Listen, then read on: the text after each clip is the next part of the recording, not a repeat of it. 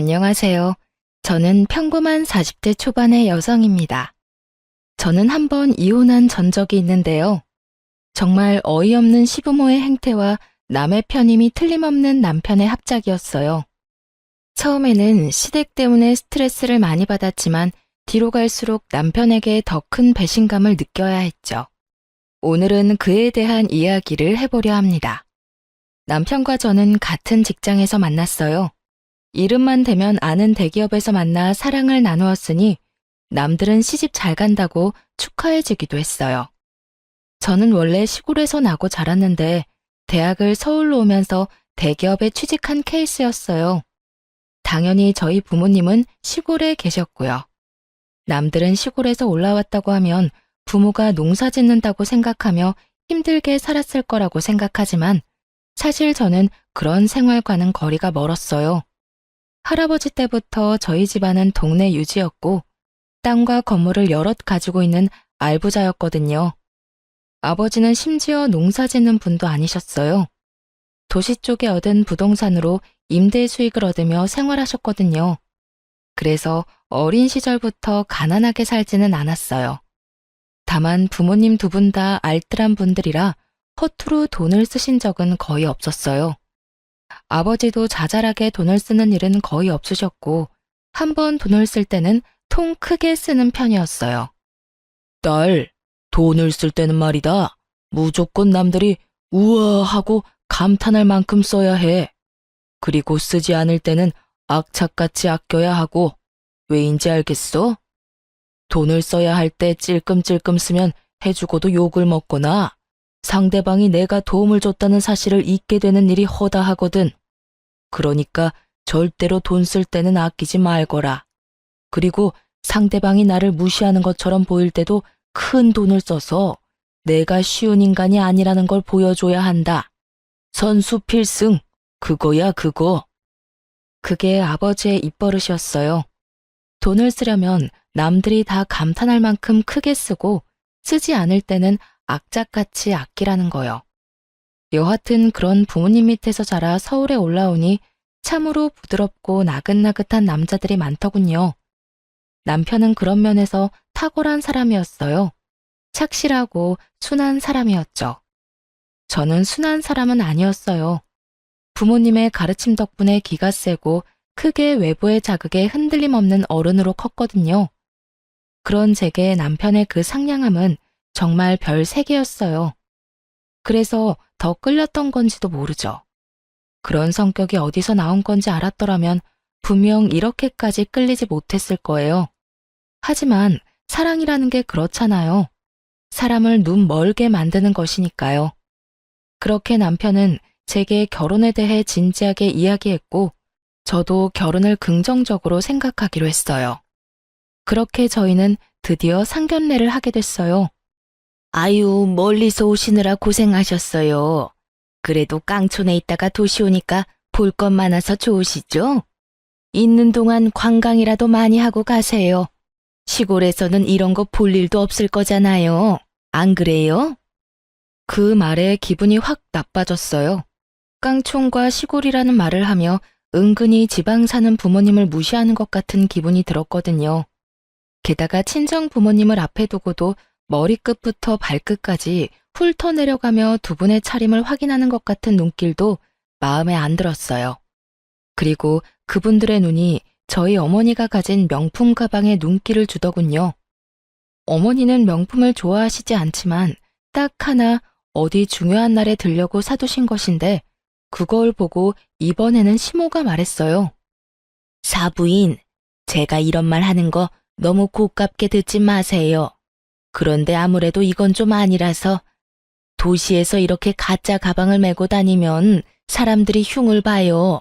비싼 거 흉내내서 들고 다니려고 하지 말고 사부인한테 맞는 걸 들고 다니세요. 아니면 교양 없는 사람들이 꼭 한 소리 한다니까요. 제가 어머니를 매장에 직접 모시고 가서 산 가방이었는데 마치 짝퉁이라고 확신하는 시모의 발언은 그야말로 본인 말대로 교양 없이 느껴졌어요.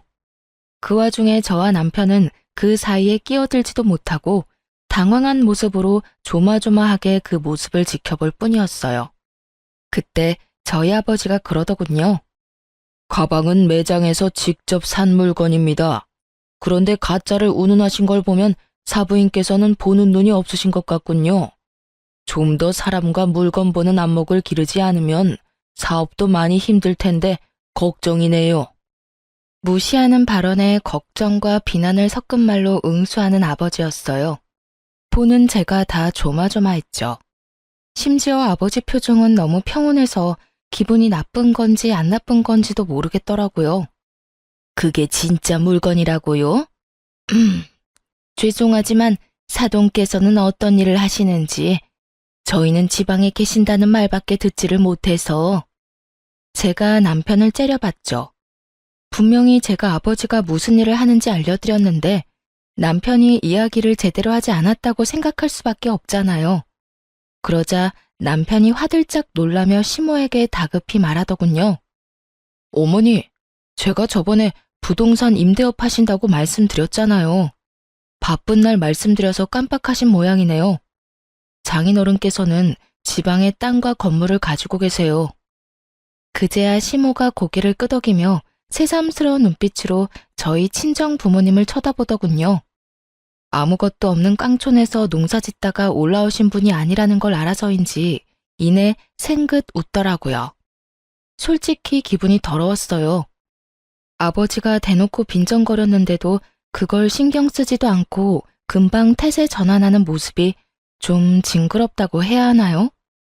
그리고 그 이후로 식사가 나오면서 시부모는 저희 부모님을 다시 무시하기 시작했어요. 아무래도 지방에 있으면 이런 거 먹을 일이 없지요. 저희가 바빠서 서울까지 오게 한 것도 죄송해서 아들에게 고급 음식점으로 예약하라고 이야기해놨습니다. 좀 비싸긴 하지만 그래도 이런 격식 있는 자리에 딱 맞는 가게이긴 하죠. 일부러 독립된 방으로 예약했어요. 아무래도 테이블 매너 같은 것도 모르실 텐데 남들한테 보이기까지 하면 좀 그렇잖아요. 가치 있는 우리 수준도 무시하게 될 테고, 그러니까 편하게 드세요. 말투는 굉장히 격식이 있는 것처럼 보였는데 실상 말을 뜯어보면 대놓고 저희 가족을 무시하는 발언을 교묘하게 섞어서 말을 하고 있더군요. 시모와 시부의 모습에 저는 이 사람들이 저랑 남편의 결혼을 반대하는 거 아닌가 하는 생각까지 들 정도였어요. 그리고 식사에 들자마자 시부모는 본론부터 말하더군요. 저희는 결혼이 참 중요한 일이라고 생각하고 있어요. 그리고 사돈될 사람들 성품과 지위도 중요하다고 생각하고요. 하나뿐인 아들인데 어떻게 함부로 장가를 보낼 수 있겠어요? 사돈도 딸 시집 아무한테나 보내고 싶지는 않을 거잖아요. 그렇죠. 도대체 무슨 말을 하려고 저렇게 장황하게 뜸을 들이나 했는데 그 다음에 튀어나온 말은 당황 그 자체였어요. 그래서 말인데 결혼하게 되면 어떤 식으로 지원을 해줄 것인지 그게 궁금하네요. 저희 아들이 이런 말하면 제 얼굴에 금칠하는 것처럼 보이겠지만 정말로 어딜 가서 빠지는 얼굴도 아니고 직장도 대기업으로 아주 좋잖아요. 그리고 무엇보다 성격도 어찌나 착한지 이런 우량 물건 데려가시려면 그에 상응하는 무언가가 오고 가야 하는 게 정상이 아닐까 하는 생각이 들어서요. 시모 말은 우리가 내거는 조건에 따라 결혼을 승낙할지 말지 결정하겠다는 뉘앙스였어요. 나를 잡기 위해 상견례를 하는 줄 알았는데 결혼을 시킬지 말지도 아직 결정 못했다는 시모 말에 저는 눈앞이 하얘졌습니다. 도대체 뭐 하는 사람들인가 싶었죠. 그래서 사부인께서는 어떤 조건을 원하시는지 저희도 저희 딸이 어디 한 군데 빠진다는 생각은 안 합니다. 이만하면 얼굴도 예쁘고 아직 젊기도 하고 직장도 좋죠. 그리고 막내에다가 하나뿐인 딸이라 그런지 저도 마음이 많이 쓰입니다. 그런데 자네 집은 어떻게 할 생각인가? 아, 네. 저희는 일단 전세부터 시작할 생각입니다. 저희는 대출이 잘 나와서 가능할 것 같습니다. 그리고 서울 외곽 쪽이면 돈도 좀 덜 들어서 그쪽으로 알아보고 있습니다. 집 살 돈은 얼마나 되지? 저는 5천만 원 정도 모아놨고 부모님이 1억 정도 마련해 주신다고 하셨어요. 나머지는 부부 둘이서 대출로 마련할 생각입니다. 아버지가 곰곰이 생각하더니 한마디를 툭 던졌어요. 1억 5천만 원 가지고는 서울에 괜찮은 집 마련하기가 불가능하다는 것쯤은 나도 잘 알고 있네. 그러면 내가 우리 딸아이를 위해서 신혼집을 마련해 주도록 하지. 20평대로 자네 회사 근처로 집을 찾아보게. 집은 내가 사주겠네. 그 말에 시댁 사람들 눈이 엄청 커져버렸어요. 본인들도 놀란 모양이었죠. 사돈, 서울에서 집을 사주는 건 몇 억 가지고 되는 문제가 아니에요. 아무리 구축이고 오래돼도 얼마나 비싼지 모르고 그런 말씀 하시는 것 같은데. 저도 압니다. 서울에도 제 건물이 있거든요. 평생 부동산 쪽에 있었는데 서울 시세도 모를까 봐요. 대출 같은 거 끼면 아까운 이자만 나가니까 저도 우리 귀여운 막내딸을 위해서 돈 쓰는 거예요. 그렇지 않아도 사돈댁이 사업하면서 큰돈 만지는데 우리 딸이 결혼해서 주눅 들면 안 되지 않습니까? 결혼은 격이 맞는 사람들끼리 한다는데 격이 안 맞다고 상대방이 생각하면 우리가 돈이라도 많이 써야지요. 마음 같아서는 다른 남자 데려오라고 하고 싶지만 딸애가 좋다고 하니 제가 힘 좀 쓰는 겁니다. 예상과 다르게 흘러가는 상견례에 저는 당황하기만 했어요. 아버지가 집 살 때 도움을 주겠다고 하시긴 하셨지만 나머지는 남편과 알아서 마련하라고 했었거든요. 그런데 갑자기 제게 신혼집을 사주신다니 저야말로 당황했죠. 어머나, 그러면 저희야 좋지요. 요즘 시대가 많이 변했잖아요. 꼭 신랑 쪽에서 집을 할 필요도 없는 거죠. 그럼 아들, 그 5천만 원은 필요 없는 돈이니까 아껴두고 너희 결혼 후에 필요한 일이 있으면 쓰렴. 사돈 어른께서 이렇게 통 크게 집을 사주신다고 하시니 얼마나 다행인지 모르겠네요. 참 좋은 분들하고 사돈을 맺게 돼서 참 기쁩니다. 신혼집을 저희 아버지가 산다는 말에 시모의 말투는 완전히 바뀌었어요. 완전히 저희를 인정하겠다는 말투였죠. 그런데 갑자기 시부가 싱긋 웃으며 아버지에게 한마디를 툭 던졌습니다. 그런데 사돈, 신혼집은 공동명의로 하는 건 어떻습니까? 요즘 사람들 한쪽에서 집해와도 다들 공동명의 합니다. 그래야 결혼도 오래 지속되고 안전하죠. 요새 워낙 배우자 몰래 집을 가지고 장난치는 사람들이 많아서 아무래도 걱정이 좀 되잖아요. 물론 우리 며느리 될 아기가 그렇다는 말은 아닙니다. 그냥 통상적으로 다들 살면서 서로 집에 기여를 할 것인데 한 사람 이름으로 집을 한다는 게 좀 너무한 처사가 아닌가 해서요. 지금 저희 딸이 그런 장난질이나 할 사람처럼 보입니까? 그리고 억짜리 집도 아니고 몇십억이나 되는 집을 돈 한 푼 내지 않은 사위에게 지분을 내준다는 것도 너무 날로 먹으려는 것처럼 보이는데요. 사돈께서 농담을 하는 건지 진담을 하는 건지 모르겠군요. 만약 공동명의로 꼭 하셔야겠으면 저는 빠지겠습니다. 집을 사주지 않을 테니 알아서 하시는 게 나을 것 같군요. 아니요, 아닙니다. 당연히 농담이었죠. 조크였습니다, 조크. 요즘 워낙 세상이 흉흉해서 말이죠. 그냥 농담이었으니 걱정하지 마시죠. 정말로 농담이었다는 듯 웃으며 이야기하는 시부를 보며 아버지는 묵묵히 그 자리에서 식사만 했어요. 마음에 안 들어하는 모습이 역력했죠. 저는 시부모 때문에 이 상견례를 망쳐버렸다고 생각했어요. 결혼을 못할지도 모르겠다는 생각도 들었죠. 남편도 당황한 기색이 가득했고 저는 시부모 때문에 우리 결혼이 틀어질까봐 밥도 제대로 삼키지를 못했어요. 그렇게 간간히 시모와 저희 친정엄마의 대화만 오가던 상견례가 끝이 났어요. 저는 저희 부모님을 호텔에 모셔드리러 나왔고 남편은 남편대로 시댁 식구들을 집에 데려다 주러 갔어요. 저희 가족만 남았을 때 아버지가 그러더군요. 딸, 사위될 남자 괜찮은 거 맞냐? 저런 생각 없는 인간들 밑에서 제대로 된 아들이 나올 리는 없는데 참 이상하네. 내가 저번에 봤을 때 사위는 참 겸손하고 순수해 보이던데 부모들은 왜 저렇게 무례하지? 나도 저번에 시댁에 인사드리러 갔을 때는 저 정도가 아니었어요. 상견례라고 힘 좀 주셨나? 근데 아빠, 집을 사준다니 그거 엄마랑 이야기된 거 맞아요? 옆에 있던 친정엄마는 고개를 절레절레 저었어요. 아버지가 그 자리에서 즉흥적으로 한 말이라는 거였죠. 서울 집값 장난 아니에요. 아버지 가지고 있는 건물까지 팔아야 할 텐데.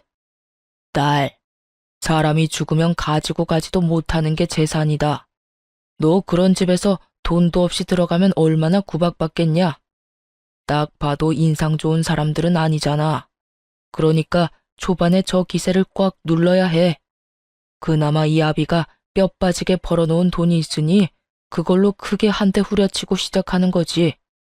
그렇다고 해서 그 큰 돈을... 그것보다 더 중요한 게 있어. 너 절대로 네 남편한테 공동명의 해주지 마라.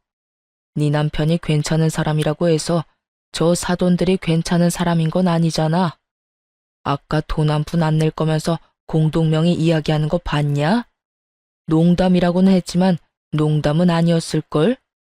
내가 신혼집 해주겠다는 말 듣고 호구라고 생각했을지도 모르지. 딸이 원하는 건 다 들어주는 딸바보라고 생각했을지도 모르고. 그런 인간들은 나중에 뒤로 무슨 짓을 하는지 알 수 없는 거야. 내가 젊을 때 사기 많이 당해봤잖아. 그러니까 첫째도 의심, 둘째도 의심이야. 알았어? 서울에 대학을 갈 때부터 아버지의 입버릇은 모든 것을 의심하라는 거였어요. 사실 그 덕에 범죄 피해를 잘 빠져나갈 수 있긴 했죠. 서울이 이상한 곳이라기보다는 엄청난 사람이 여기저기서 몰려오니 확률적으로 범죄를 맞닥뜨릴 일도 많다는 거거든요.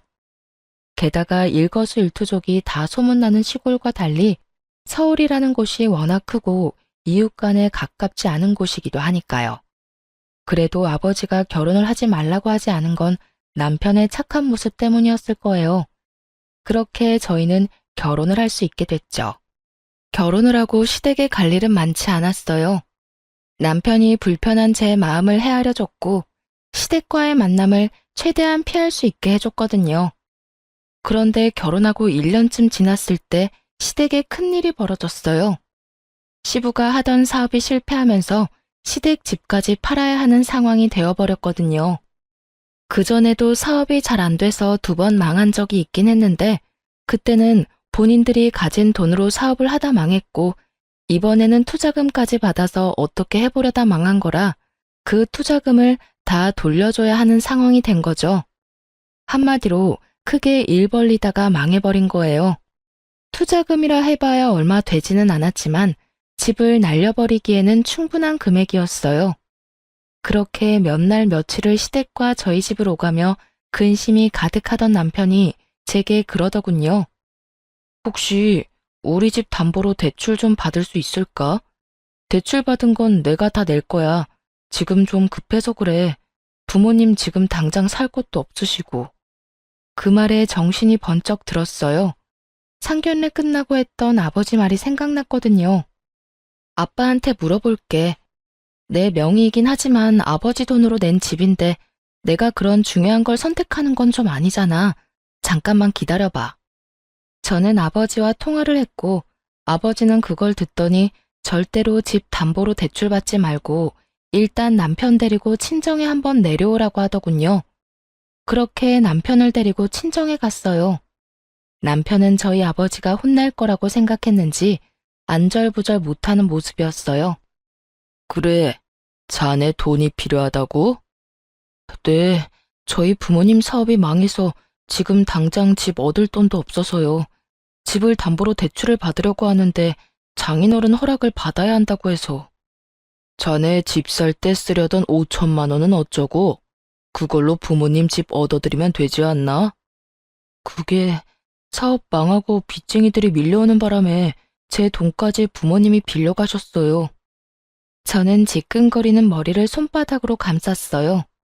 이 시부모들이 남편이 모아놓은 돈까지 싸그리 끌어당겼었던 거예요. 남편은 저에게 말도 없이 그 돈을 시댁에 홀라당 줘버렸고요. 만약 그 돈이 저희가 부부 생활 중에 모은 돈이었다면 화가 엄청 났을 테지만 결혼 전에 모은 돈이었고 부모가 빚쟁이에게 쫓기니 쓸 수밖에 없었다는 점 때문에 저도 남편에게 따질 수도 없는 입장이었어요. 다만 걱정이었죠. 이러다가 우리 집까지 그 불똥이 튈까봐 말이죠. 그렇군. 그러면 내가 1억을 빌려주겠네. 대신 차용증은 써야 하는데 괜찮은가? 네, 괜찮습니다. 빌려만 주시면 제가 매달 잘 갚겠습니다. 원금은 자네가 부담 안 될 정도로 갚으면 되고 이자는 안 받도록 하겠네. 대신 조건이 좀 까다로운데 잘 읽어보고 결정하게. 저와 남편이 차용증에 쓰인 내용을 읽어봤는데 2가지 항목이 밑에 추가로 적혀 있었어요. 한 가지는 신혼집을 담보로 대출을 받게 되면 일시 상환을 해야 한다는 조건이었고 저와 남편이 이혼을 하게 되면 또 일시 상환을 해야 한다는 거였죠. 아무래도 내가 임대업 하면서 사기를 하도 많이 당해서 이런 계약서나 차용증은 좀 꼼꼼하게 쓰는 편이네. 어떻게든 허점을 이용해서 빠져나가려는 사람이 많거든. 그렇군요. 저는 괜찮습니다, 장인어른. 저희가 이제 막 결혼했는데 헤어질 일도 없고 신혼집도 아내 명의이니 아내 허락 없이는 어떻게 하지도 못합니다. 매달 원금만 조금씩 갚아도 되는 조건이면 다른 어떤 곳에서 빌리는 것보다 훨씬 좋은 조건인데요. 저희 상황 생각해 주셔서 이렇게 빌려주시는 거 너무 감사합니다. 남편은 호언장담을 하며 도장을 꾹 찍더군요. 결혼한 지 1년밖에 안 됐으니 어찌 보면 당연한 거였죠. 저도 이혼할 생각은 없었으니까요. 그래서 아버지가 남편을 도와주려 하는 것에 감사했어요. 꼼꼼하게 써놓은 항목들도 저희가 지키기 쉬운 것들로 넣어준 거라고 생각했어요. 남편은 그 돈을 가지고 시부에게 바로 집을 하나 얻어줬습니다. 1억에 대출까지 껴서 겨우 전셋집을 얻을 수 있었어요. 어머니, 아버지, 장인어른께서 무이자로 돈을 안 빌려주셨으면 진짜 이 집도 못 구할 뻔했어요. 다음에 선물 사들고 찾아뵙기로 했어요. 이 사람한테도 더 잘해야겠다 싶고요. 남편이 그 말을 하며 저를 바라보며 싱긋 웃었어요. 저도 그런 남편을 향해 웃어 보였어요. 아버지의 호의 덕분에 급한 불을 끄게 됐으니 저도 마음이 좀 홀가분했거든요. 그런데 그런 제 마음에 시모가 찬물을 탁 끼얹더군요. 그래? 1억이 뭐 큰 돈은 아니지. 그리고 그 돈 빌려준 게 사돈 어른이지 며느리는 아니지 않니? 얘한테 잘해줄 건 뭐야? 너 돈 때문에 잡혀 살면 안 된다. 도와줄만 하니까 도와준 거야. 너 보고 도와준 걸 며느리 덕으로 돌리는 것도 이상하고. 그리고 며느라가, 너도 네 아버지 돈으로 우리한테 생색 낼 생각은 하지 마라. 그 돈이 네 돈은 아니잖니? 나는 며느리 눈치 보며 살 생각은 없어. 어차피 그 돈도 그냥 준 게 아니라 빌려준 거고 원금 꼬박꼬박 갚을 건데 우리가 너희 가족한테 굽실거리는 것도 이상하잖아. 그치? 시모의 말에 저는 입을 다물지 못했어요. 참, 사람 도와주고 이런 식으로 취급받을 줄이야. 그런데 그 뒤가 더 문제였어요. 그리고 이번에 김장해야 하는데 우리는 이사 때문에 힘들 것 같으니 너 혼자 김장 좀 해서 김치 보내거라. 나는 가게에서 파는 김치는 맛이 없어서 못 먹거든. 그리고 젓갈 많이 들어간 것도 못 먹으니까 참고하고. 아, 그래도 한 30포기는 넘게 해야 할 거야. 우리 집에 10포기, 너희 10포기, 할머니네 10포기. 다 되면 집으로 갖다 줘. 알겠니? 그 이야기를 듣는데 완전 골이 띵하더군요. 같이 하자고 했으면 이 정도로 열받지는 않았을 겁니다. 저희 집도 시골에서 김장 엄청 많이 하거든요. 그런데 그걸 혼자서 하는 건 절대 아니었어요. 김치를 가져갈 사람들은 다들 모여서 함께 하는 거였으니까요. 그런데 저더러 혼자 30포기를 하라니 저는 알겠다고 말하고 김장은 8포기만 했어요. 저희 먹을 것만 해서 김치 냉장고에 넣어두고 시댁과 시조모댁에 보낼 김치는 인터넷으로 주문했어요. 그리고 2분 주소를 남편에게 알아내서 김치를 보내드렸죠. 이틀 뒤에 시모에게서 전화가 왔습니다. 야, 너 이게 뭐 하는 짓이야? 김치를 사서 보내? 내가 김장김치해서 보내라고 했지 사서 보내라고 했니? 어머님, 죄송한데 저 혼자 30포기는 못해요.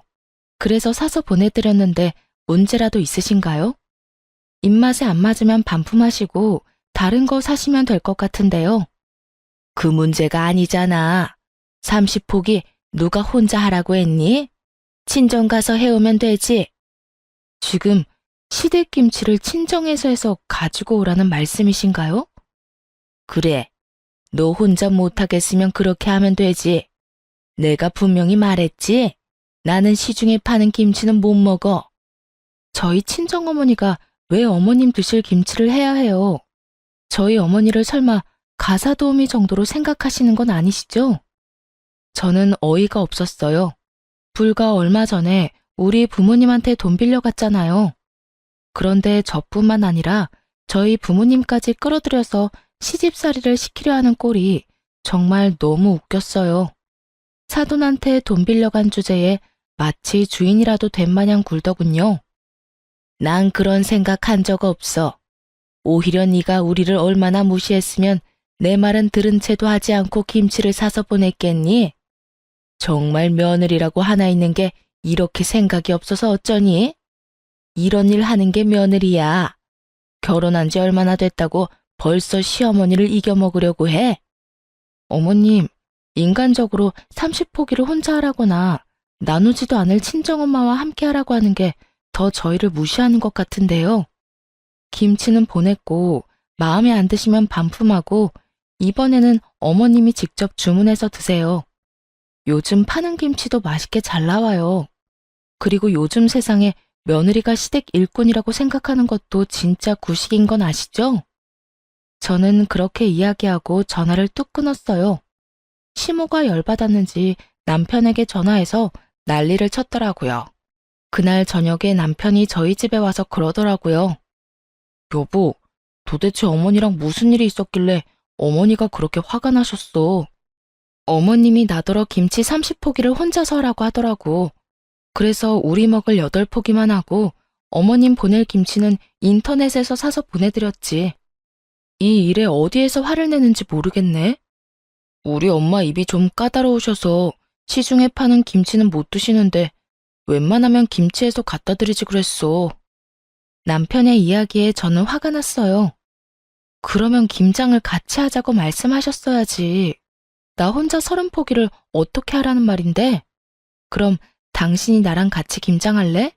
그리고 어머님이 우리 친정엄마까지 끌어들였다고. 장모님을? 그래. 30포기 혼자 하기 힘들어서 안 했다니까. 그러면 친정엄마랑 같이 해서 보내야 했던 거 아니냐고. 우리 엄마가 식모야? 김치 만들어서 시어머니한테 갖다 바치는 게 말이 되냐고. 이참에 이야기할게. 당신 어머님한테 이야기 좀 해. 제발 상식적으로 행동하시라고. 내가 당신한테 이런 이야기 하는 거 싫은데 부모님 그 집도 우리 아버지한테 빌린 돈으로 마련한 거잖아. 그러면 적어도 우리 부모님은 건드리지 말아야지. 제 말에 남편은 우물쭈물 쩔쩔매며 아무 말도 못하더군요. 겨우 시어머니에게 이야기해보겠다는 말을 들었을 뿐이죠. 그런데 며칠 뒤 더 경악할 만한 일이 벌어졌어요. 시모는 제 상상을 뛰어넘는 뻔뻔함을 지녔더라고요.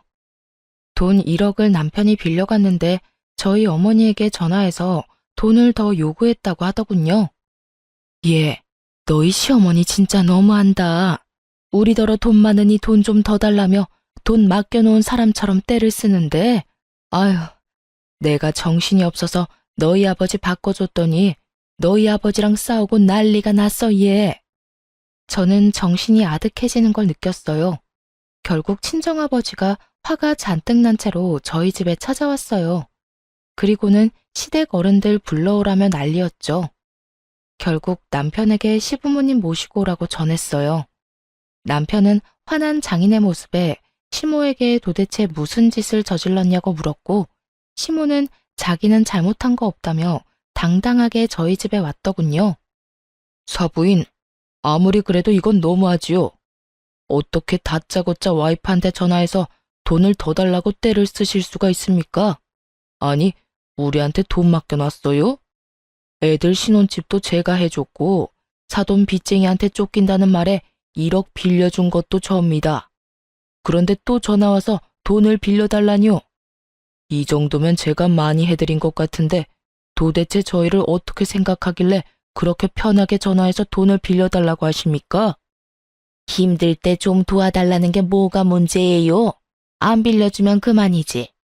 이렇게 사람까지 불러서 무안을 주려는 이유는 뭐예요? 올랑 집 하나 해줬다고 대단한 사람이라고 생각하시나 본데 저희 사업 잘 될 때랑 비교하면 별것도 아닌 수준이거든요. 지금은 사업이 잘 되고 있어서 저희한테 돈 빌리려고 전화하신 겁니까? 무슨 일이든 정도라는 게 있는 법인데 막무가내로 전화해서 떼쓴다고 돈을 빌려줄 거라고 생각했어요. 이런 무례한 사람들이랑 사돈을 맺다니. 장인어른, 진정하세요. 제가 사과드리겠습니다. 어머니가 그런 전화하신 줄 정말 몰랐습니다. 그러니 화 푸세요. 남편의 사과에 시모는 입이 삐죽 나왔고 친정아버지는 겨우 가라앉은 모양새였어요. 어머니, 빨리 사과드리세요. 앞으로 연락 안 하면 되는 거잖아. 이런 일로 사과는 무슨 사과야. 내가 큰 죄를 지은 것도 아니고. 그렇게 말하며 시모는 자리를 떴습니다. 아버지는 남편에게 경고했어요. 자네, 한 번만 더 이런 일로 우리를 실망시키면 딸아이가 이혼 안 하겠다 하더라도 내가 데려와 버릴 거야. 그렇게 이 사건은 남편의 빠른 사과 덕분에 겨우 봉합이 됐어요. 하지만 생각 없는 시모의 기행은 그걸로 끝나지 않았어요. 저희 부부는 결혼과 동시에 아이를 가지려고 애를 썼는데 1년 반 동안 아이가 생기지를 않았어요. 그래서 산부인과 검사를 했고 제가 다낭성 난소증후군이라는 난임 판정을 받게 됐어요. 의사 말로는 불임은 아니고 난임이라고 아주 드물게 자연 임신이 되는 경우가 있긴 하지만 임신을 하더라도 유산이 잦을 거라고 하시더군요. 그에 비해 남편은 정상이었죠. 제 탓으로 아이가 생기지 않는다는 생각에 무척 힘든 시간을 보냈어요. 그래도 치료를 하면 임신 확률을 조금은 높일 수 있다는 말에 좋다는 치료는 다 해가며 임신을 준비했어요. 시댁에는 비밀로 하려고 했지만 남편이 그 이야기를 시모에게 이미 해버렸더라고요. 난임 판정을 받고 한 달 뒤에 시모가 저희 집에 연락도 없이 찾아왔더라고요. 그때 집에는 저와 남편 둘 모두 있었어요. 그런데 시모는 들어올 때 표정부터가 아주 의기양양했죠. 무슨 이야기를 하려나 싶었는데 그 이야기를 꺼내더군요. 너 난임이라는 말 들었다. 하자 있는 며느리를 들였다니.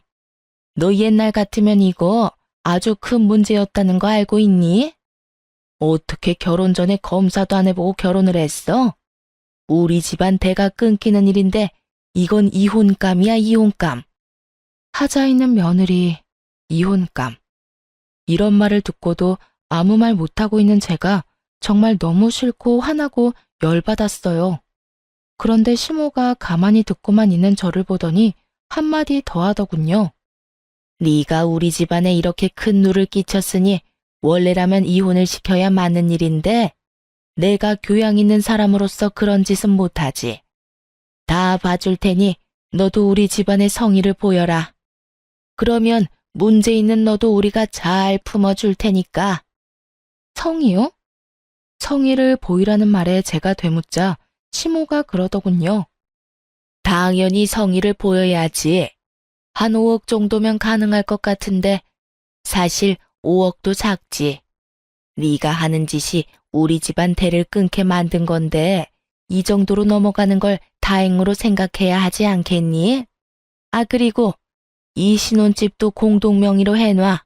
우리 아들 아기를 얼마나 좋아하는지 알지?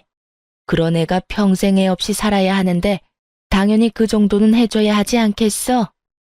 이 엄청난 요구에 저는 그저 헛웃음만 나왔어요. 제가 악몽을 꾸고 있는 건 아닐까 착각할 정도였으니까요. 어머님, 제가 그 성의를 안 보여주면 어떻게 되는 건가요? 당연히 이혼이지. 너 대를 잊지 못하는 게 얼마나 큰 건지 몰라서 그래?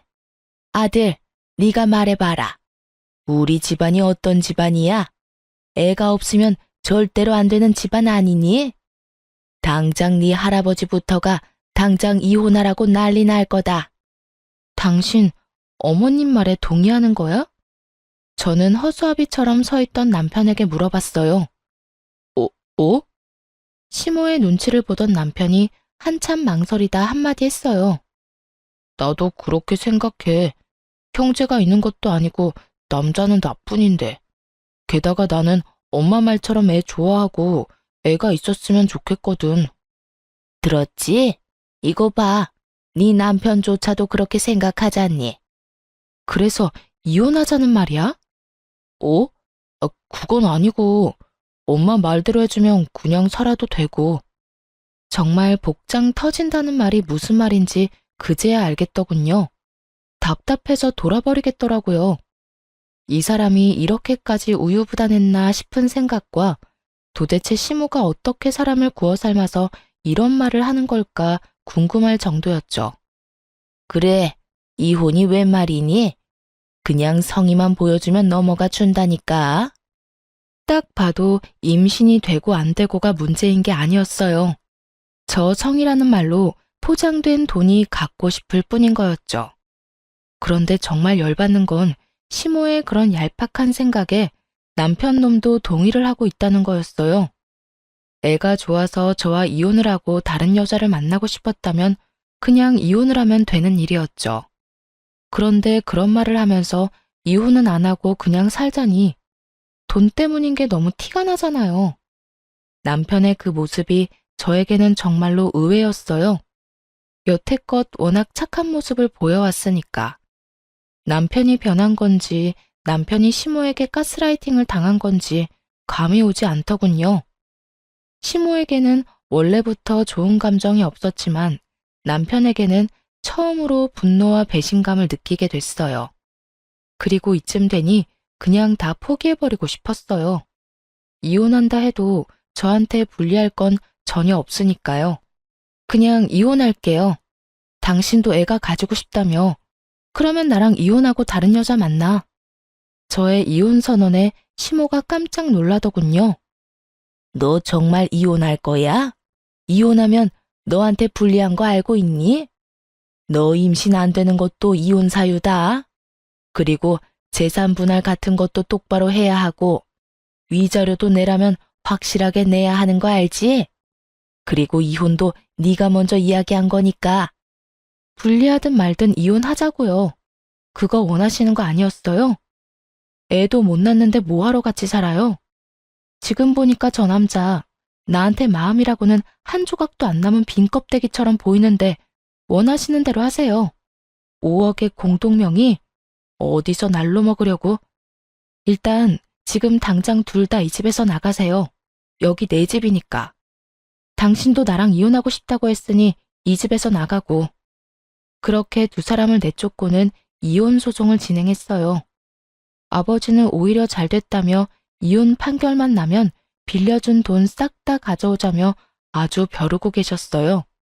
위자료도 다 뜯어내자고 말이죠. 남의 딸 눈에 눈물 나게 만들면 제 자식 눈에도 피눈물 나는 거 알아야 한다면서 아주 이를 갈고 계시더라고요. 그런데 이혼 소송이 진행될수록 뭔가 자기들이 생각한 것이 아니라고 생각했나 봅니다. 시모가 저희 친정어머니에게 전화를 했다고 하더라고요. 제가 시모 전화번호를 스팸 처리해 놓은 바람에 생긴 일이었죠.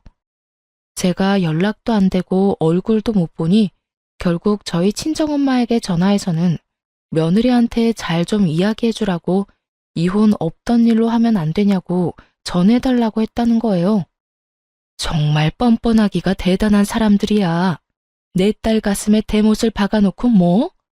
내가 진짜 얼굴이 앞에 있었으면 머리끄댕이를 잡아당겨서 머리털을 다 뽑아놨을 거야. 저것들이 아직 제정신을 못 차렸어. 이제 와서 보니까 자기들한테 전혀 유리한 조건의 이혼이 아니었다는 걸 알아챈 거지. 보통은 이혼하기 전에 다 알아보는 거 아니야? 내가 이혼 안 하고 돈 줄 거라고 철석같이 믿었나 봐. 임신 안 되는 것도 서러운데 돈까지 내고 서러워야 해? 그런 취급 받을 바에야 평생 혼자 살고 말지. 그런데 시모의 그 연락이 끝일 거라고 생각했는데 일 끝나고 회사에서 나오는데 남편 놈이 저를 기다리고 있더군요. 같은 회사지만 부서가 달라 필사적으로 피해 다녔는데 결국은 출입구에서 기다리고 있으니 피할 방법이 없었죠. 남편은 굉장히 어정쩡한 얼굴로 저를 기다리고 있었어요.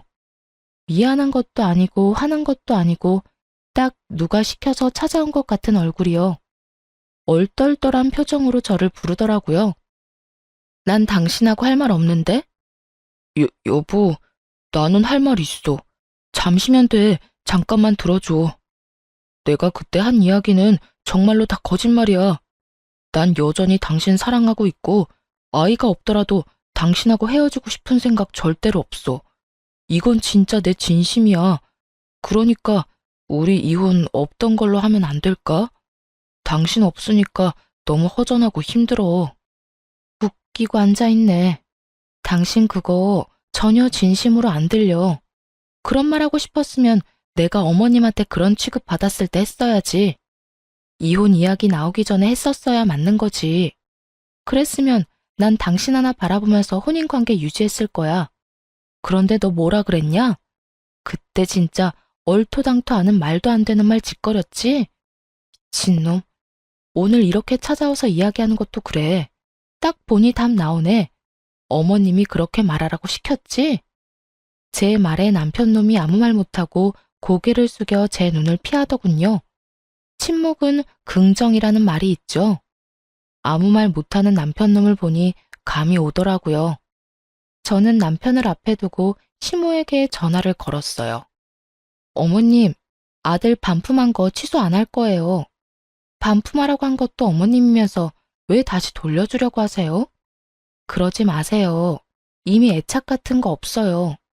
이혼 소송 불리하게 진행되는 것 같아서 속상하신 건 알겠는데 그러게 왜 처음부터 알아보지도 않고 일을 진행해서 이렇게 후회할 짓을 만들었어요? 어쨌든 이런 식으로 저희 부모님한테 연락하거나 이 인간 이용해서 이혼 번복하려고 하지 마세요. 저는 이혼 꼭 할 거니까요. 며느라가, 아가, 내 말 좀 들어봐라. 나는 당연히 결혼을 했으니 재산 분할이 조금이라도 될 줄 알았어. 그런데 혼인 기간이 짧으면 그게 인정이 안 될 가능성이 높다네. 그리고 나는 차용증에 대해서 제대로 몰랐지 않니?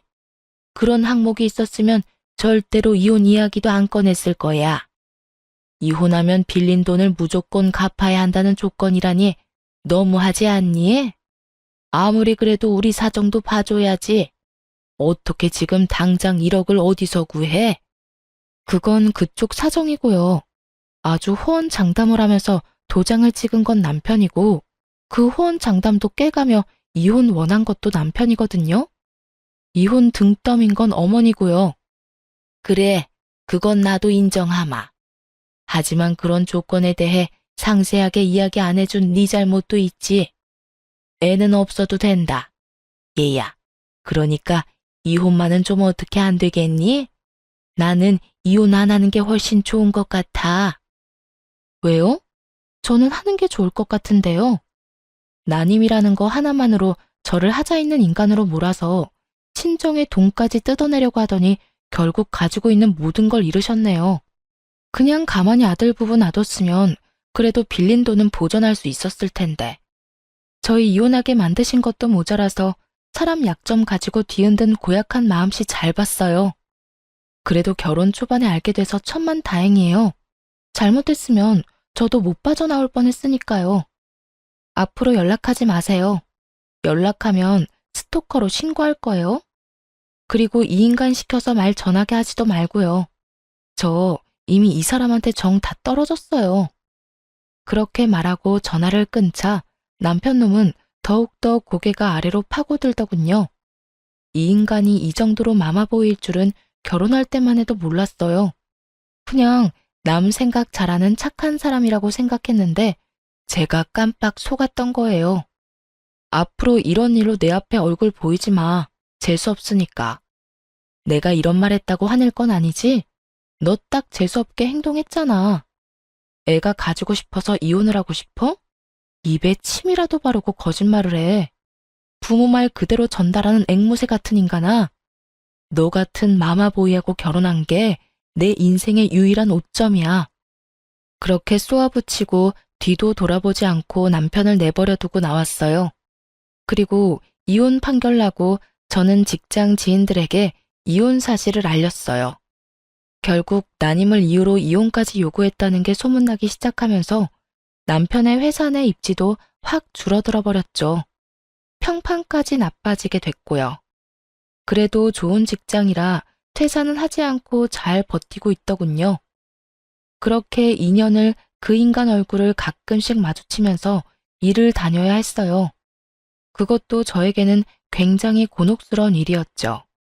그렇지만 저는 이혼 2년 만에 재혼에 성공하게 됐어요.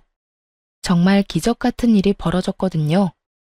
난임이라고 자연임신이 힘들 거라는 의사의 말이 있었지만 자연임신에 성공했거든요. 남편과 헤어지고 만나던 연인이었어요. 난임이라는 걸 미리 이야기하고 만난 아주 좋은 사람이었고 어쩌다 보니 속도 위반으로 애가 생겨서 결혼을 하게 됐거든요. 저는 전 남편과 살던 집의 인테리어를 싹 다 고쳐서 다시 새로운 재혼남과 신혼집을 꾸렸어요. 게다가 임신 5개월에는 결혼식까지 했거든요. 저는 재혼이라 규모를 좀 작게 하긴 했지만요. 그런데 결혼식 직후에 전 남편이 저를 찾아와서 엄청 따지더라고요. 따님이라는 거 거짓말이었어? 너 딴 남자 만나려고 나한테 거짓말했지? 당신이 거짓말한 거면 우리 이혼은 무효라고, 무효. 이보세요. 저랑 인연 끝난 지 벌써 2년이 넘었어요. 뭘 거짓말하고 말 게 어디 있어? 너 의사 말 제대로 듣기는 했어? 불임이 아니라 난임이라고 했잖아. 자연임신 되는 케이스도 드물게 있다고. 다 듣고도 사람 불임 취급하면서 이혼하자고 한 게 누군데?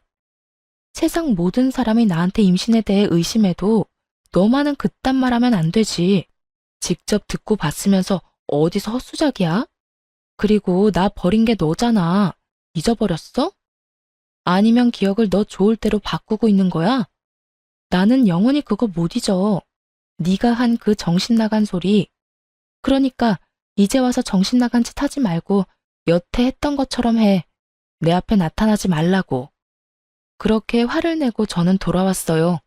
그리고 곧바로 출산 휴가에 들어갔어요. 복덩이 같은 아들을 낳고 나서야 회사 동료에게 이야기를 전해 들을 수 있었어요. 전 남편 놈이 결국에는 회사를 그만두고 나갔다고 하더라고요. 제 이야기가 뭔가를 느꼈는지는 알 수 없지만 그래도 안 보고 사는 건 속이 시원했어요. 마마보이. 말로만 들었던 충격적인 사람들은 애초부터 거르는 게 맞는 것 같아요.